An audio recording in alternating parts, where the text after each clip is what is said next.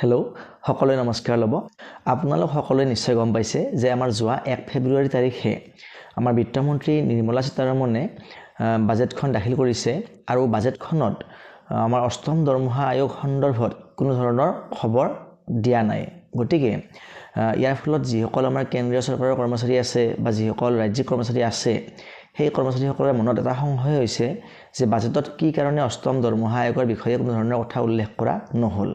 এতিয়া আজিৰ এইটো ভিডিঅ'ৰ যোগেৰে মই তাৰ কাৰণটো অলপমান আলোচনা কৰিবলৈ চেষ্টা কৰিম আৰু লগতে মই এইটো কথা উল্লেখ কৰিম যে যদিহে অষ্টম দৰমহা আয়োগ কাৰ্যকৰী হোৱাত পলম হয় তেনেহ'লে ফিটমেন ফেক্টৰত কিবা প্ৰভাৱ পৰিব নেকি, ফিটমেন ফেক্টৰ বৃদ্ধি হ'ব নেকি।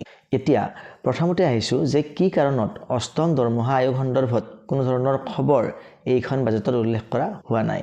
আপোনালোক সকলোৱে জানে যে অষ্টম দৰমহা আয়োগৰ কমিটিখন ফৰ্ম কৰা হৈছিল 2025 চনৰ শেষৰ ফালে আৰু তেওঁলোকক সময় দিয়া হৈছিল 18 মাহ।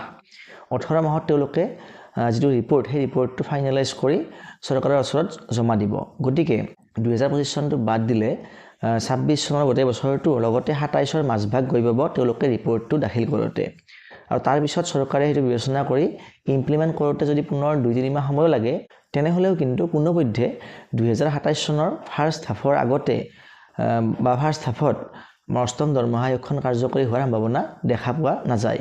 গতিকে আমি ক'ব পাৰোঁ যে অষ্টম দৰমহা আয়োগখন কাৰ্যকৰী হ'লেও কাৰ্যকৰী হ'ব 2027ৰ শেষৰ ফালে নাইবা 2028ৰ প্ৰথম ভাগত।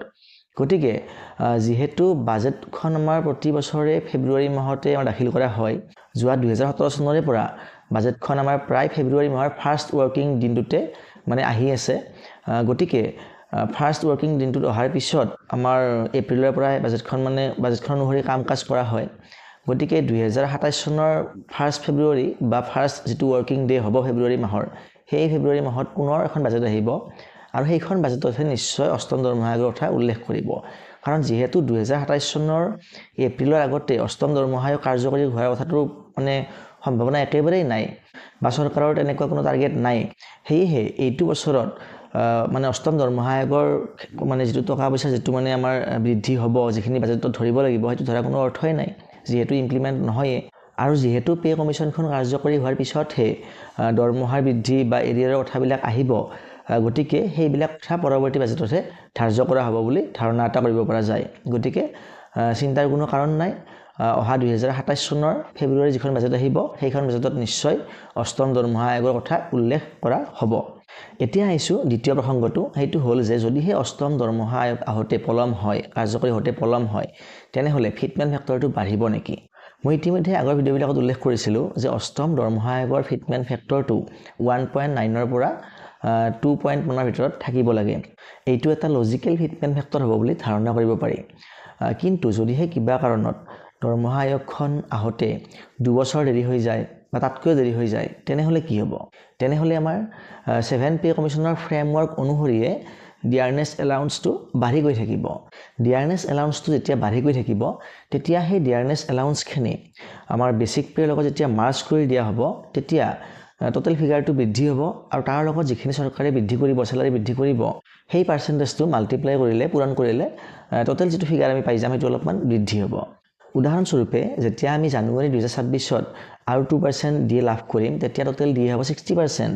আৰু যদিহে 2 বছৰ পিছলৈকে দিয়ে পৰিমাণটো বৃদ্ধি হৈ 70% হয় তেনেহ'লে 70% দিয়ে হিচাপ কৰি আমাৰ দৰমহা যিখিনি হ'ব, যদিহে ফিটমেন ফেক্টৰটো কমি থাকে বা 1.9টোৱে হৈ থাকে তেনেহ'লে যিটো নতুন দিয়ে হ'ব সেইটোতো 0 হৈ যাব। 0 হৈ গ'লে আমাৰ যিটো চেলাৰী ডিফাৰেঞ্চ সেই ডিফাৰেঞ্চটো বেছি নহ'ব, কমি যাব। সেয়েহে দৰমহা আয়োগখন অহাত যিমানে দেৰি হ'ব সিমানে কিন্তু ফিটমেন ফেক্টৰটো অলপমান বৃদ্ধি হোৱাৰ সম্ভাৱনা এটা আছে। তেতিয়াহে পে কমিশ্যনখন জাষ্টিফাই হ'ব। নহ'লে কিন্তু কম ফিটমেন ফেক্টৰ হ'লে তাৰ কোনো চেঞ্চ নাথাকিব। কিন্তু লগতে আমি এইটো কথাও জানি থ'ব লাগিব যে ফিটমেন ফেক্টৰটো বৃদ্ধি হোৱাৰ চান্স আছে কিন্তু গেৰাণ্টি নহয়। কাৰণ পে কমিশ্যনখনে যিটো ৰিপৰ্ট চৰকাৰৰ ওচৰত দিব সেই ৰিপৰ্টটো মতেই চৰকাৰে কৰিব লাগিব বুলি কোনো বাধ্যবাধকতা নাই। চৰকাৰে কিন্তু বৰ্তমান যিটো বিত্তীয় ঘাটি, ভাৰতৰ যিটো বিত্তীয় ঘাটি হৈ আছে সেইটোৰ প্ৰতি লক্ষ্য ৰাখি বেচিক প্লাছ ডিৰ ওপৰত চৰকাৰে যিটো বৃদ্ধি কৰিবলগীয়া পাৰ্চেণ্টেজ সেই পাৰ্চেণ্টেজটো কিবা কাৰণত কমায়ো দিব পাৰে। যদিও বা বহুতকেইটা সংস্থাই ইতিমধ্যে দাবী কৰি আহিছে যে চৰকাৰে এইবাৰ বেচিক প্লাছ ডিৰ ওপৰত প্ৰায় 30% মান বৃদ্ধি কৰিব পৰা সম্ভাৱনা এটা আছে যিটো আমাৰ 7 পে কমিশনত 14% মান আছিল সেইটো এইবাৰ বৃদ্ধি কৰি 30% মান হোৱাৰ সম্ভাৱনা এটা আছে বুলি ইতিমধ্যে কোৱা হৈছিল কিন্তু যদিহে দৰমহা আয়োগ হাত বিলম্ব হয় আৰু বেচিক প্লাছ ডিৰ যেটো মানে মাৰ্জাৰ যেটো এমাউন্ট হ'ব হেতু যদি বেছি হৈ যায় বৃদ্ধি হৈ যায় তেনেহলে কিন্তু হয়তো চৰকাৰে দিবলগীয়া পাৰ্চেন্টেজটো কমায়ও দিব পাৰে তেনেকুৱা এটা সম্ভাৱনাও নথকা নহয় কিন্তু যিয়ে নহওক যদিহে কিবা কাৰণত 2028 গৈ পায় তেনেহলে কিন্তু ফিটমেন্ট ফেক্টৰটো 2তকৈ ওপৰত থাকিলেহে দৰমহা আয়োগখন মানে জাস্টিফাই হ'ব বা আমাৰ কাৰণে এটা লাভজনক হ'ব তাতকৈ কম হলে কিন্তু কৰ্মচাৰীবিলাকৰ কোনো ধৰণৰ লাভ নহব কিন্তু ফিটমেন্ট ফেক্টৰ 2তকৈ বেছিকৈ লাভ কৰিবলৈ হলে কিন্তু চৰকাৰৰ ওপৰত প্ৰেছাৰ দিব লাগিব আমাৰ যিবিলাক কৰ্মচাৰী পৰিষদ আছে সংগঠন আছে এই আটাইবিলাকে প্ৰেছাৰ দিব লাগিব তেতিয়াহে কিন্তু কামটো হাসিল হ'ব নহলে কিন্তু